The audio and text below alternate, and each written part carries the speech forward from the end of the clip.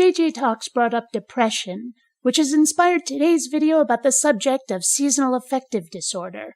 If you've never heard of it, the basic idea is that without regular sunlight, you go a bit wonky. And I live in cloudy-ass Seattle. It's pretty common here. Now, Seattle has actually 2.5, maybe 3 months of sunlight. Almost constant sunlight, in fact. I've heard that it's technically drought conditions all through summer, but don't quote me on that. Still, those other 9+ months of the year, it is constant overcast. And it's not just normal everyday clouds or even storm clouds. When the sky is dark and lightning looks imminent, well, I don't know if it's the electricity in the air or the quality of the light, but there's actually something rather special about it. No, Seattle gets a constant, solid, untextured gray from horizon to horizon through the majority of the year. And it's not dark. It's actually harsh and glaring. It's like living under fluorescent lighting constantly, coming from all directions. Your only break is during nighttime. And yet, you can't see the sun either. It's not even a slightly brighter spot in the cloud cover. It's horrific. And so what happens if you get seasonal affective disorder? Well, first you pretty much lose all energy. But it doesn't just get difficult to do anything, it gets difficult to want to do anything. And not getting some sort of exercise only makes things worse, but you can't summon the energy to try. And so it turns into a feedback loop that ultimately depresses the hell out of you. Life stops having purpose, and there seems nothing you can do about it because you can't change the weather. There's a reason Seattle has such a high suicide rate.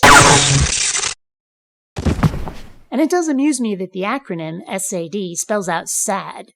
There's a study going around right now that says SAD might not be real, but I can tell you this much. I was raised in Vermont, and in wintertime, it doesn't matter that it was cold enough there to make your fingers freeze and break off. We still got sun, and I didn't get depressed. That may not be enough data to say that it's real, but I know something happens to me when the clouds come out to play. Of course, there is something you can do. Forcing yourself to exercise does help break the loop. Anyone who knows me at all well knows that I absolutely love to rollerblade. There's this paved path that goes around Lake Washington called the Burke-Gilman Trail. I absolutely adore it. In summer, I'll do this 24-mile round tripper from the University District to Bothell and back. By the time it's over, I'm worn the heck out and sore, but it is so worth it. But when it's not summer, it's too cold, and worse, too wet.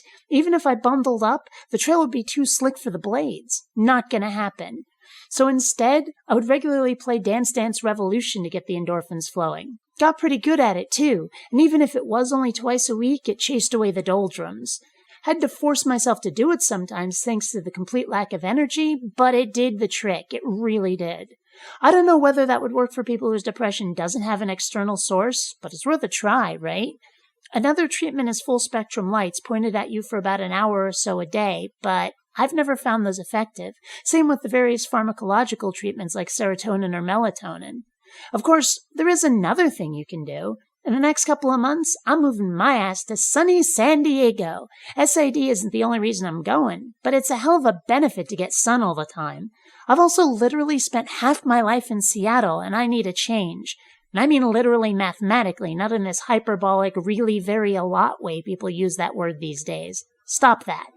Now, if only the bank would get off their collective asses and approve the short sale, foot-dragging bastards. So, yeah, seasonal affective disorder. Trust me when I say that you don't want it. Until next time, fellow space travelers. So, who wants cake? You have to rate first.